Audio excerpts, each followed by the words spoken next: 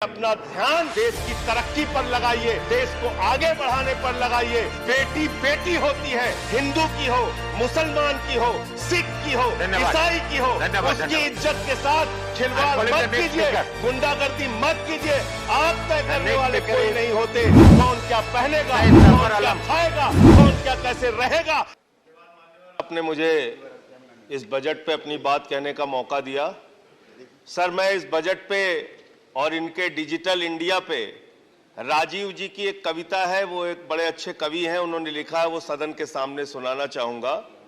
खाओ डिजिटल, गाओ डिजिटल, देश का बैंड बजाओ डिजिटल, रुपया डिजिटल, बैंक भी डिजिटल और सेना का टैंक भी डिजिटल। बच्चे पाए डिजिटल शिक्षा और फिर मांगे डिजिटल भिक्षा। बच्चे पाए डिजिटल शिक्षा और फिर मांगे डिजिटल भिक्षा।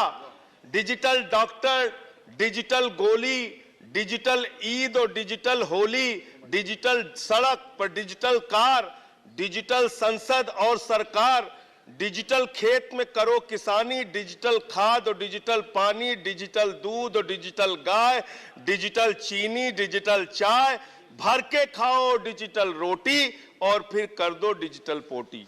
ये इस बजट के बारे में एक कवि की प्रतिक्रिया है मान्यवर। और जो इस सरकार के दावे हैं, अब उस पर थोड़ी बात कर लेते हैं मान्यवर। इन्होंने कहा है कि 60 लाख नौकरियां देंगे। मैं पूछना चाहता हूं, आपने तो स्वयं स्वीकार कर लिया, पहले तो आप 2-2 करोड़ करके लोगों को मूर्ख बनाते रहे और अब आप खुद स्वीकार कर रहे हैं कि 2 करोड़ आपके बस की नहीं है। अब आप 60 लाख नौकरियां देने की बात कह रहे हैं। और आप नौकरियां कैसे दे रहे हैं नौजवानों को मान्यवर? 35,000 रेलवे भर्ती के लिए 1 करोड़ नौजवानों ने उसमें फॉर्म भरा और उसके बाद जब उसका परिणाम आता है उसमें घोटाला और गड़बड़ी की जाती है। जब वो नौजवान सड़क पर नौकरी मांगने के लिए निकलते हैं, उनको लाठियों से पिटवाया जाता है प्रयागराज में, उनको पटना में लाठियों से पिटवाया जाता है, घर में घुस के लाठियों से पीट पीट के आप नौकरी दे रहे हैं, आंसू गैस के गोले छोड़ छोड़ के आप नौकरी दे रहे हैं। आप कर्मचारियों की बात इस बजट में कर लीजिए मान्यवर। जब कर्मचारियों की चर्चा होती है, पूरे देश के कर्मचारियों की एक ही मांग है, पुरानी पेंशन की बहाली की जाए, पुरानी पेंशन की बहाली की जाए। 40 दिन कोई सांसद और विधायक रह लेता है, पूरे जीवन भर उसको पेंशन मिलती है। 40 साल कोई कर्मचारी नौकरी करता है, उसकी पेंशन आपने खत्म कर दी।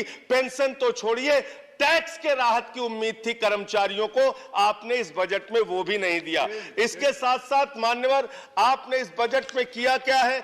22 तक सबको घर देने की आपकी योजना थी। वो 22 तक घर देने की योजना भी पूरी तरीके से जमीन पर उतर के नहीं आई, वो भी फेल साबित हुई। जब आपसे पूछा जाता है सरकार की उपलब्धि क्या है, सरकार की आमदनी क्या है, आप सीना ठोक के कहते हैं अरे हमने तो आमदनी बढ़ा दी, देश का एयरपोर्ट बेच दिया। फिर आपसे पूछा जाता है कुछ आमदनी बढ़ी क्या सरकार की, कहते हैं हाँ हाँ बिल्कुल बढ़ा दी, steel authority of India limited बेच दिया, कोल इंडिया बेच दिया, बीपीसीएल बेच दिया, एलआईसी बेच दिया, बैंक बेच दिया, पोर्ट बेच दिया, सब कुछ बेचने का काम किया। ये आपका मेक इन इंडिया है, ये आपका डिजिटल इंडिया है। मानवर, मैं खत्म कर रहा हूं मानवर। मैं मनरेगा की आप बड़ी पीठ थपथपाते हैं अपनी, मनरेगा की चर्चा बहुत होती है। मनरेगा का बजट आपने खत्म कर दिया, खाद की सब्सिडी आपने कम कर दी। इसका मतलब जो गरीबों को अन्न देने की योजना है, वो भी योजना एकमात्र आपकी दिखावा है और मार्च के बाद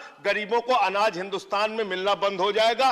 अंत में आपके माध्यम से एक ही सरकार से अनुरोध करना चाहूंगा कि अपना ध्यान देश की तरक्की पर लगाइए, देश को आगे बढ़ाने पर लगाइए। बेटी बेटी होती है, हिंदू की हो, मुसलमान की हो, सिख की हो, ईसाई की हो, उसकी इज्जत के साथ खिलवाड़ मत कीजिए, गुंडागर्दी मत कीजिए। आप तय करने वाले कोई नहीं होते। कौन क्या पहनेगा, कौन क्या खाएगा, कौन क्या कैसे रहेगा, कौन Zafar Islam, I'm sorry. Please. Thank you very much, sir. First of all, I would